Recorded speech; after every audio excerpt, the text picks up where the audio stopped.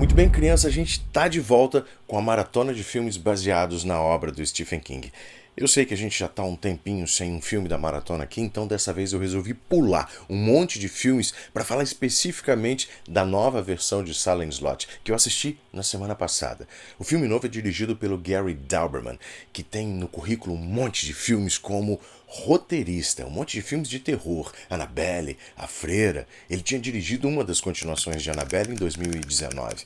Pois bem, agora a gente tem essa nova versão do segundo romance do Sr. King, que veio com várias expectativas de trazer uma nova visão para a história, que já tinha sido adaptada anteriormente duas vezes em duas produções para TV, na minissérie de 1979, que a gente tem um vídeo aqui no canal, e na de 2004 com Rob Lowe, o Donald Sutherland e o Rutger Hauer. Desse a gente não tem review ainda aqui no canal, o que é estranho porque eu gosto muito dessa adaptação de 2004, que é bastante fiel ao livro.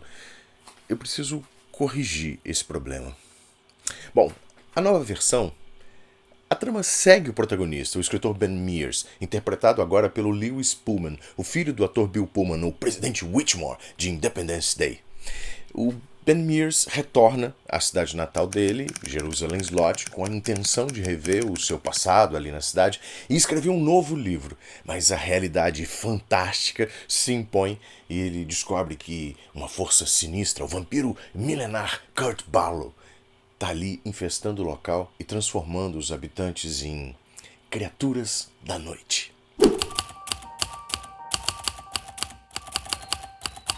Eu realmente tinha muita expectativa com esse filme. O Gary Dauberman, o diretor de Silent Slot 2024, não é estranho ao universo do Stephen King. Ele foi um dos roteiristas de It 2017 e o roteirista da sequência de 2019.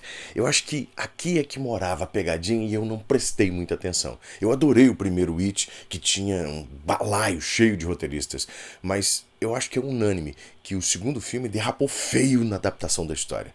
Mesmo assim, o cara já tinha uma certa experiência em adaptar Stephen King. Ele já tinha ouvido um bocado de críticas sobre os erros do segundo It e de como o distanciamento em relação à história original complicava o filme. Amigo, era só entregar um filme fiel, tá certo? Atualizasse para as novas audiências. Só que, meu Deus do céu. Mas espera, deixa eu começar pelo que eu achei bom no filme. A atmosfera sombria, os efeitos práticos usados para os vampiros, que remetem ao estilo clássico do terror. Isso é realmente muito positivo no filme. A ambientação nos anos 1970, a fotografia. Mais um ponto para o bom Gary Dauberman. As imagens do filme são muito boas. Os contrastes de escuridão e luz, a cidadezinha no interior do Maine. Só que existem alguns motivos muito bons para Silent Slot ter sido adaptado anteriormente em minisséries. O tamanho da história e a quantidade de personagens que são relevantes em várias etapas distintas ao longo dela. Os personagens que em certos trechos são muito importantes e depois são engolidos pela trama, ou pelo Barlow, se você preferir. Isso acontece porque a cidade vai sucumbindo à medida que o tempo passa e a praga vai se alastrando. O Stephen King demonstra isso com muita firmeza, muita competência, tijolo por tijolo. Você não se perde dos personagens, não importa quantos eles sejam. O tempo, no livro, vai dando pequenos saltos, às vezes de horas, às vezes de dias, mas a história não fica entrecortada. Então aqui está um dos piores problemas do filme. A trama vai saltando freneticamente para fechar em pouco menos de 2 horas. Parece que você piscou e metade da cidade já virou vítima do vampiro. Uma correria toda atropelada, despedaçada, sem contar que o filme carece de tensão, de profundidade, da profundidade emocional que o livro entrega com perfeição. É um dos meus livros preferidos do Stephen King.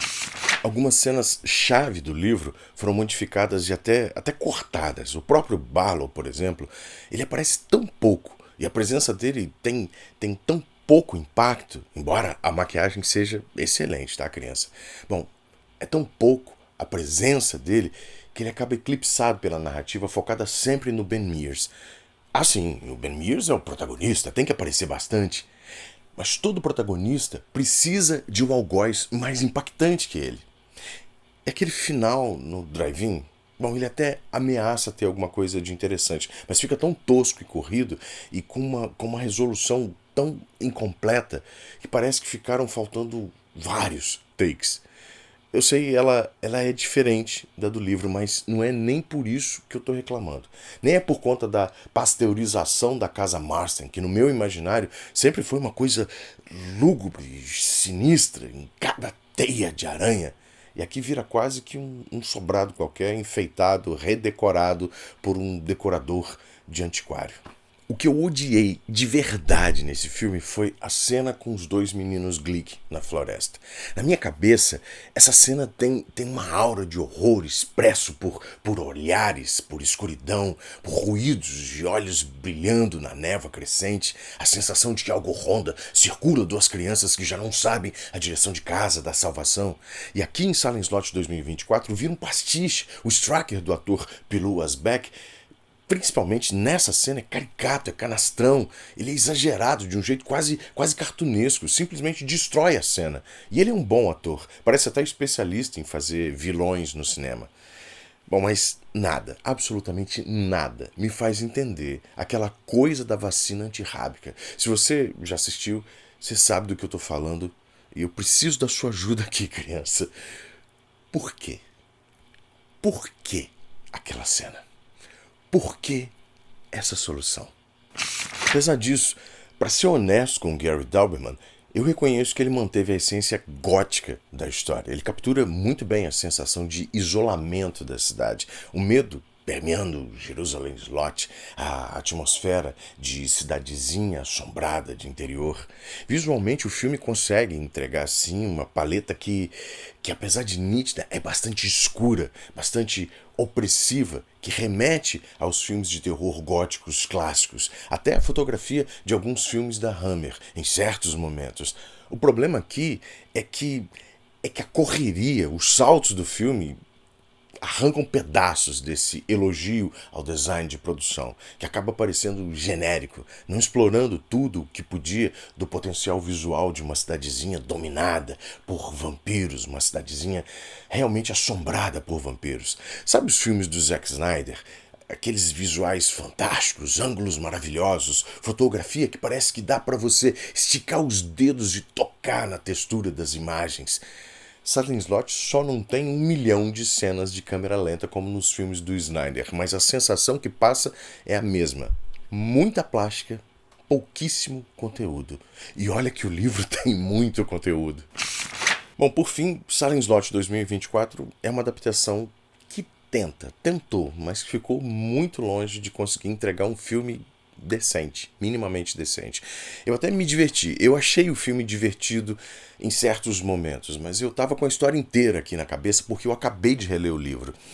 Então eu fui preenchendo as lacunas, mas a falha em capturar a profundidade psicológica e o terror visceral do livro, que é um clássico, me fez apreciar os bons momentos de verdade. E o ritmo completamente inconsistente me desanimou completamente. Bom, criança, eu quero agora a sua opinião. Você já assistiu? O que você achou? Deixa aqui embaixo nos comentários a sua revolta contra o filme ou contra esse review aqui. Bora trocar um papo?